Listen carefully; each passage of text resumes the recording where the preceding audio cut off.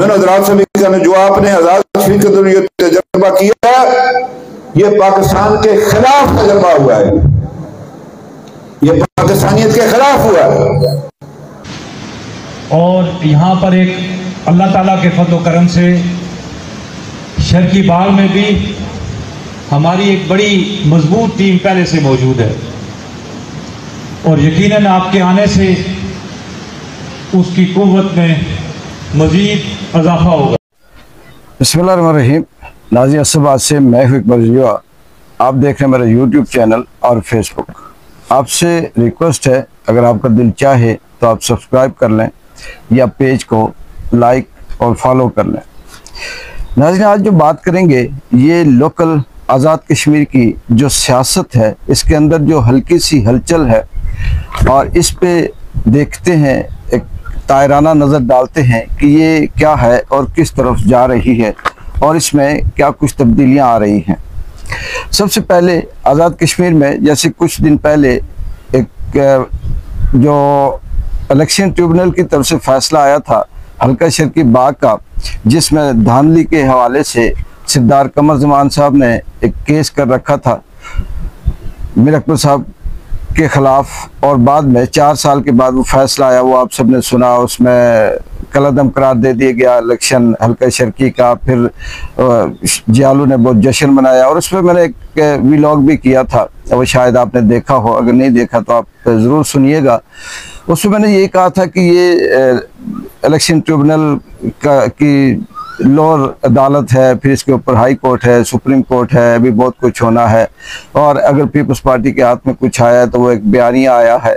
लेकिन 31 जुलाई को मीर अकबर साहब मुजफ्फराबाद से बाग आते हैं, पावर शो दिखाते हैं। हल्का शर्की के जितने भी उनके कारकुन थे, सपोर्टर थे, चाहने वाले थे, इवन के अदर साइड से भी लोग आए हुए थे। उस पर कोई तबसरा तजिया नहीं है, बड़ा पावर शो था, इससे भी बड़ा हो सकता था।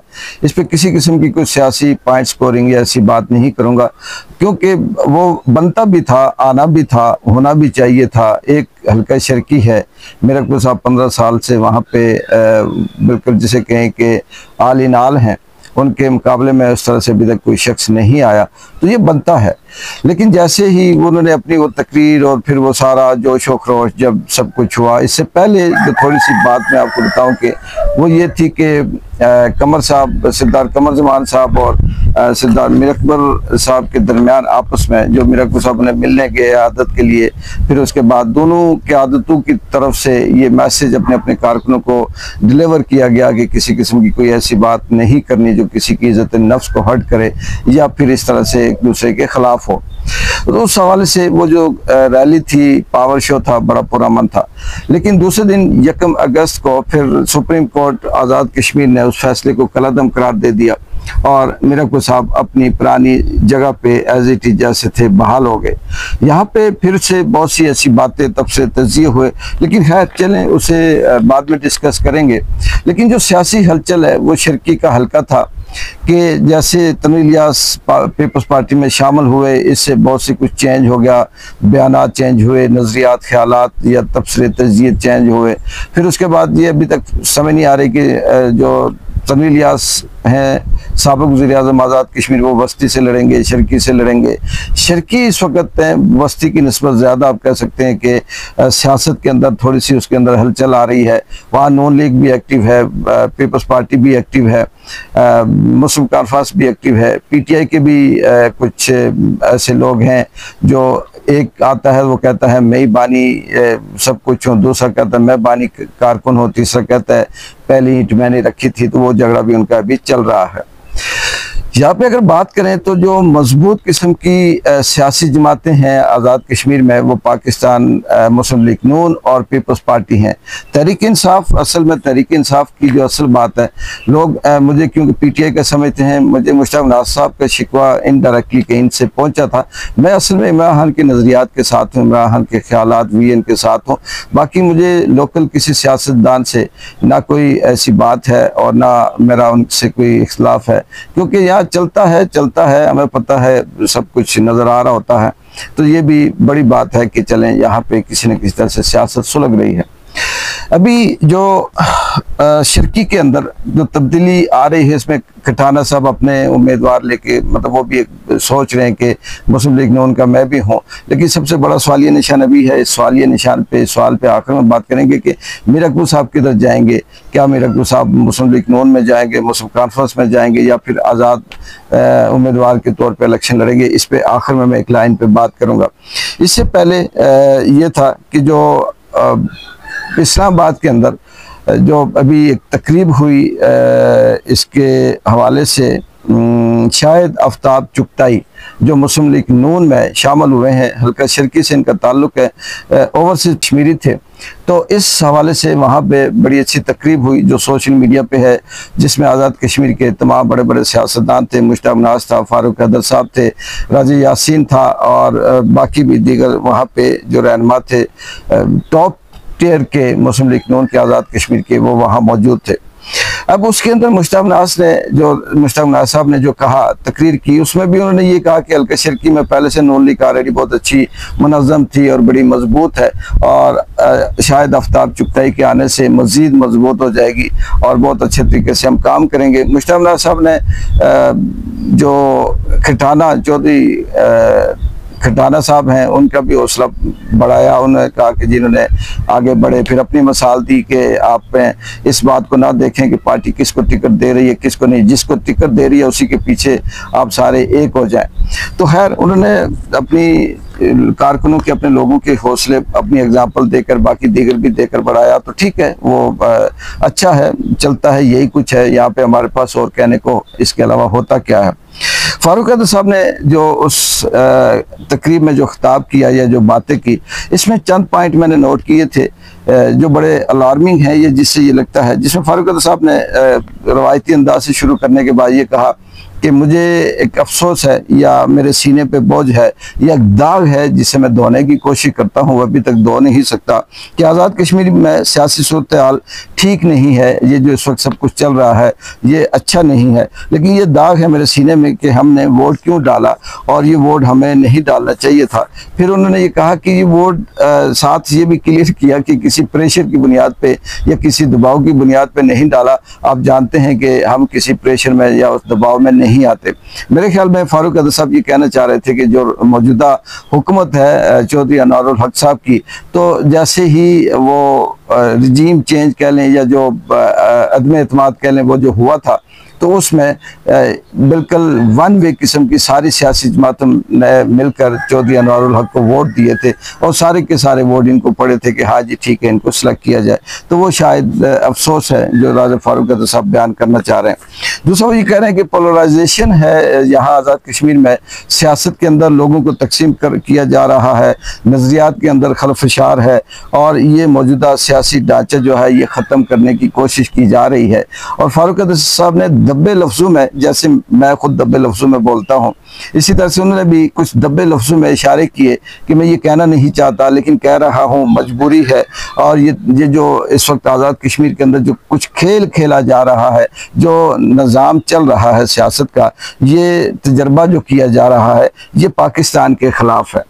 फारूक हैदर साहब का ये कहना था कि इस वक्त जो कुछ भी है चौधरी अनवारुल हक को लाना या फिर किसी और तरह से कुछ चीज़ें सियासत के अंदर जो आए रोज़ आप सुनते हैं, ये सारी की सारी पाकिस्तान के ख़िलाफ़ है, क्योंकि आज़ाद कश्मीर का जो अक्सरियती नौजवान थे या जो राय थी वो पाकिस्तान की हमायत में थी। लेकिन जैसे जैसे पाकिस्तान आज़ाद कश्मीर के अंदर तजर्बा कर रहा है, कभी दहशतगर्दी के नाम से, कभी एफसी के नाम से, कभी मलेशिया के नाम से, कभी किसी सियासी रजीम चेंज के नाम से, कभी किसी अदालती फैसले के नाम से, कभी कुछ जो जैसे भी है, इन सब को देखते हुए फिर आज़ाद कश्मीर की जो सोच है नौजवानों की नज़रियाती तौर पे वो चेंज होती है। जब वो चेंज होती है तो इससे फिर ये लगता है कि आज़ाद कश्मीर के अंदर हालात ठीक नहीं हैं। जो फारूक हैदर साहब सही भी कहते हैं, उन्हें जो नज़र आता है वो किसी और को नहीं होगा, क्योंकि वो बहुत करीब हैं और उस करीब होने की वजह से उन्हें बहुत सी चीज़ें ऐसी हैं जो महसूस तो वो कर रहे हैं लेकिन वो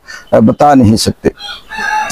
इसमें यासीन ने भी खिताब किया, दीगर भी जो रहनुमा थे अपने अपने किए, वो तो चले रवायती अंदाज में था। फिर शायद आफ्ताब चुगताई की भी तकरीर उन्होंने आखिर में जो कह सकते हैं कि जिनके लिए सब कुछ किया गया था, तो उनके अंदर भी वही रवायती जो रस्मी किस्म की तकरीर थी। मैं जब तक हूँ, तो जब मैं पैदा हुआ था तो मैं नून लीग में आ गया था, मैं कोई आज नहीं आया, ये मेरी कोई आज शमूलियत नहीं है, मैं बैग लेके चलता रहूँगा और जो भी है मैं उस पर काम करता रहूँगा। तो ऐसा कुछ भी नहीं, यही कुछ होता है सारा कुछ। ऐसा नहीं है कि हम क्या बेहतरी लाएंगे, नून लीग को कैसे बेहतर करेंगे, जो उसके खिलाफ बयानियाँ है उसे कैसे करेंगे, ये चीज़ें नहीं हैं, बस वही सारा कुछ है। तो अब यहाँ पे सवाल वो जो मीरकुल साहब वाला है कि अभी जैसे मुश्ताक नवाज साहब ने भी कहा और दीगर दबे लफ्ज़ों में कुछ बहुत से और भी लोगों ने कहा कि आज शिरकी के अंदर बड़ी अच्छी मुस्लिम लीग नून जो है वो मजबूत है। एक तरफ ये भी बयानिया चल रहा है कि राजा यासीन जो है वो मुस्लिम लीग नून में के टिकट से आएंगे। अब ये नहीं पता सही है या गलत है। फिर शिरकी के अंदर जो इस वक्त सबसे बड़ी जंग है वो अभी, अगर शायद आफ्ताब चुगताई साहब आए हैं, हो सकता है कल ये भी कह दें कि उम्मीदवार बन जाए, क्योंकि यहाँ कुछ कहा नहीं जा सकता ना। यहाँ एक दिन बंदा आता है, दूसरे दिन पैसे के जोर पे बानी उम्मीदवार भी बन जाता है, बानी कारकुन भी बन जाता है, फिर वो बहुत कुछ हो जाता है और फिर उसके बाद चल सो चल होता है। तनवीर इलियास का भी मामला है, लेकिन फैसला ये है कि मीर अकबर साहब किस तरफ जाएंगे। अभी अगर जैसे बेशक सुनने में ये आता है कि मीर अकबर साहब की नून लीग में शमूलियत की बहुत बड़ी मुखालफत है, क्योंकि उनका मेरे ख्याल में शायद मरीम नवाज भी उनके खिलाफ है या नवाज शरीफ भी है, और यहाँ मुश्ताक नवाज भी उस तरह से, ठीक है सियासी एक दूसरे की हमायत करते हैं, लेकिन वो भी कुछ पसंद नहीं करते कि मीर अकबर साहब नून लीग में, क्योंकि मुश्ताक नवाज की तकरीर में भी ये चीज़ शामिल थी और कहीं ना कहीं से ये स्मेल आ रही थी कि वो ये चाहते हैं कि वहाँ का लोकल बंदा ही अपना कोई नया बंदा आए, उसमें कोई ऊपर से या पहले से इस तरह से वो करके ना आए। तो मेरा इसमें यही तजिया है या ख्याल है कि ठीक है, सियासत के अंदर के पाकिस्तान और या आज़ाद कश्मीर हो, बाज़ार गर्म किया जाता है, बहुत लहू गरमाया जाता है और सब कुछ बड़ी बड़ी तड़ियाँ धमकियाँ दी जाती हैं।